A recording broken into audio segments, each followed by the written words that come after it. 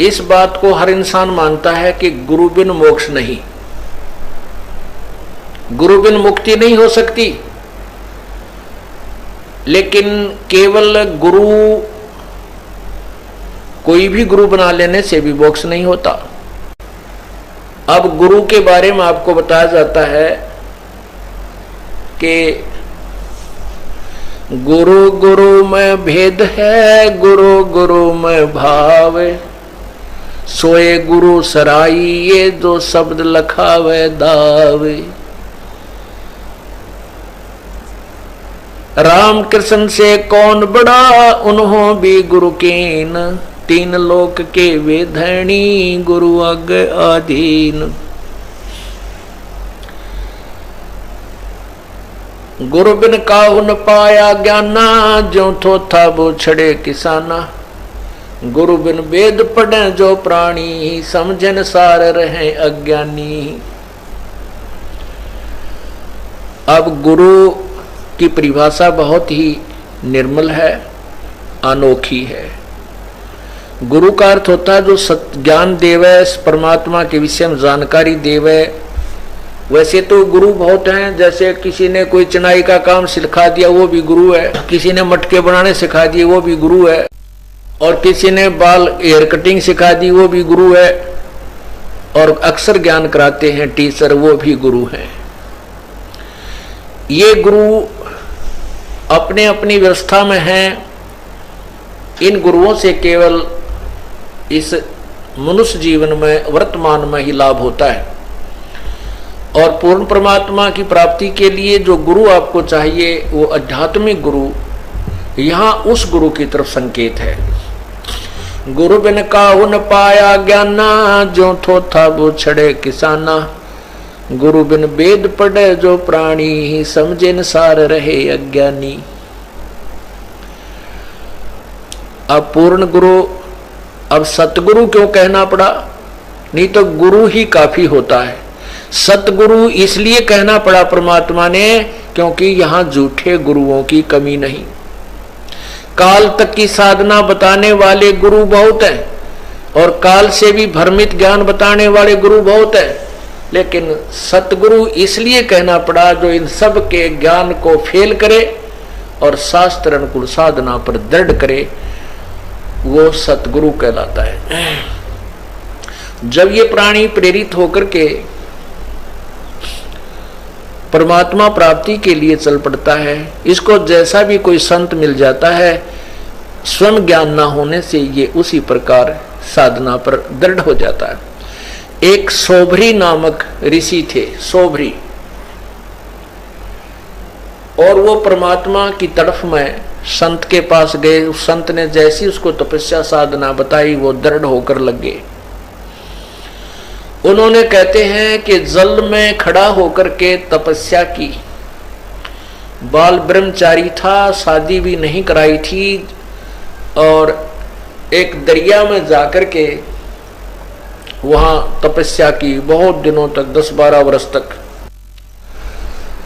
वो वहां फिर क्या देखने लगा, कुछ दिन के बाद एक मगरमच्छ था, और उस मगरमच्छ की काफी संतान थी। तो वो मगरमच्छ के पोते पोती, दोते दोती, वो उस मगरमच्छ के आसपास प्यार से घूमती थी और अपनी दोम से उस मगरमच्छ को प्यार देती थी, लाड करते थे। जैसे पोते पोती को दादा दादी की छाती पर लौट जा, कदे उसकी कंधे पर बैठ जा, बैठे गए, तो इस तरह वो प्यार देती थी, और वो मगरमच्छ उनसे बड़ा प्रसन्न रहता था, खुशी मनाता था। अब उस सोभरी ऋषि के मन में यह प्रेरणा होगी, मैं शादी करवाऊं और ब्याह करवा के मेरा पोते पोती हो, और उन पोते पोतिया में दोता दोतियों के साथ ऐसे ही लाड लडाऊं। अब वह छोड़ भक्ति और निकला जलमत बार। कहां पहुंचा? मान धाता राजा के पास गया। अब उन राजाओं को पता होता था कि ये साधु जो आते हैं साधना करके, ये बड़े तोब का गोला होते हैं, एटम बम होते हैं, ये जो भी मन मुंह से निकाल देंगे वचन वो पार होता है। अब वो सोबरी ऋषि तपस्या करके उसका शरीर भी वृद्ध हो रहा, काफी वर्ष हो गए थे और हाड़ सारे दिखे, बूढ़ी सी शकल, बाल बढ़ रहे। और वो जाकर मानधाता राजा से बोला कि आप मुझे एक कन्या दे दो, अपनी लड़की मेरे से ब्याह दो।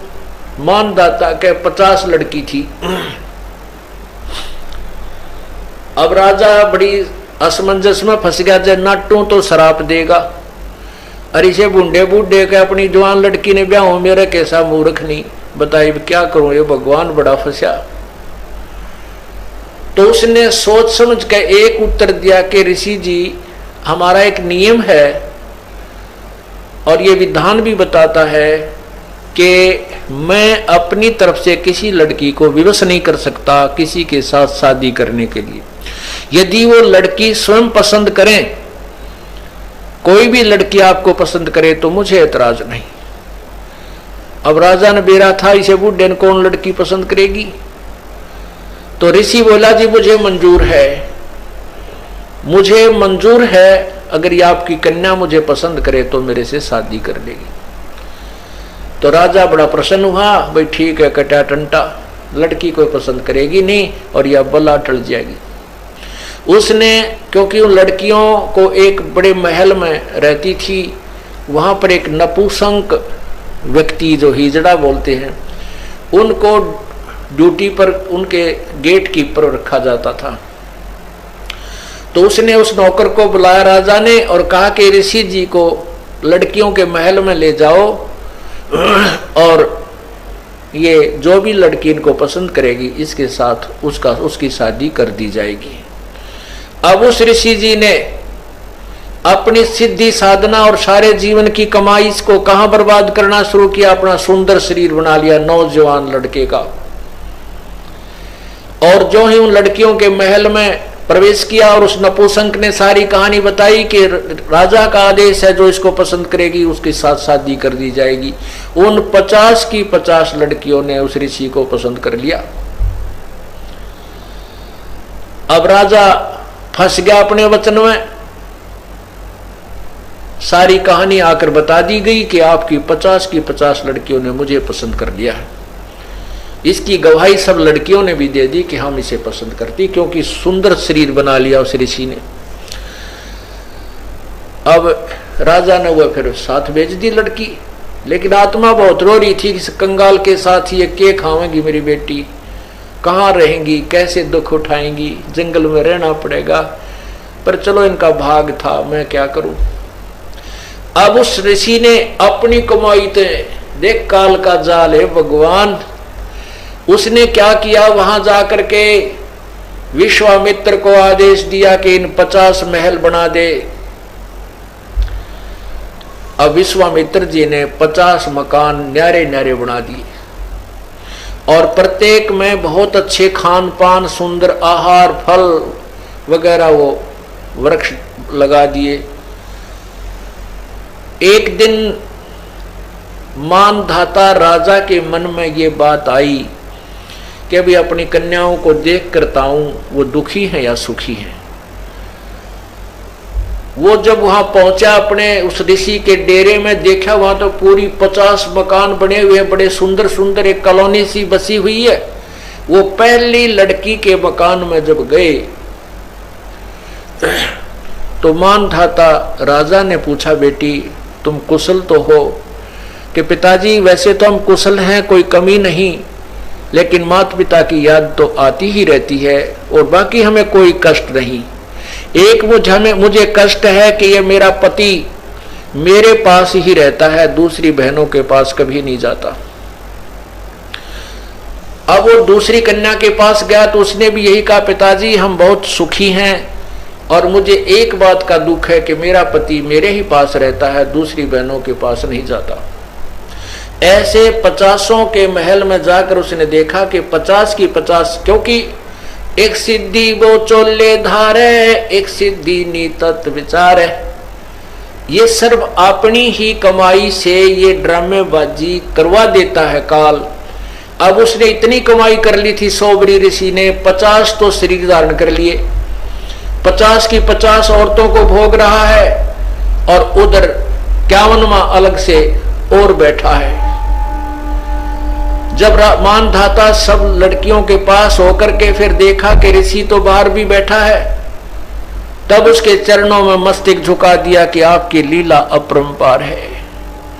अब उस राजा के लिए तो भगवान सिद्ध हो गया वो सोबरी ऋषि। अब उसकी पोल खुलती है, अब देखना आगे क्या होता है।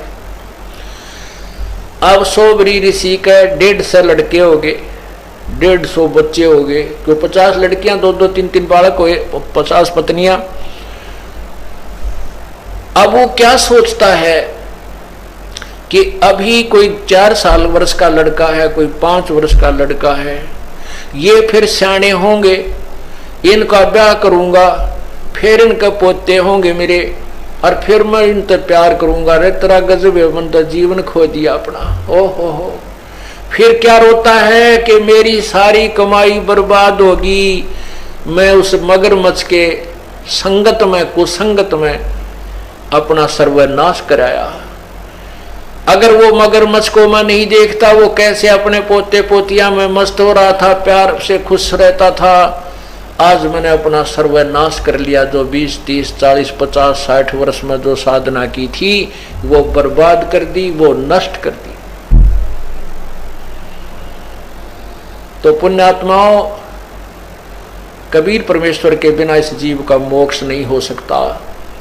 कहते हैं गोरख से ज्ञानी घणे ये सुख दे जति जिहान, सीता सी बहु भारिया ये संत दूरी अस्थान।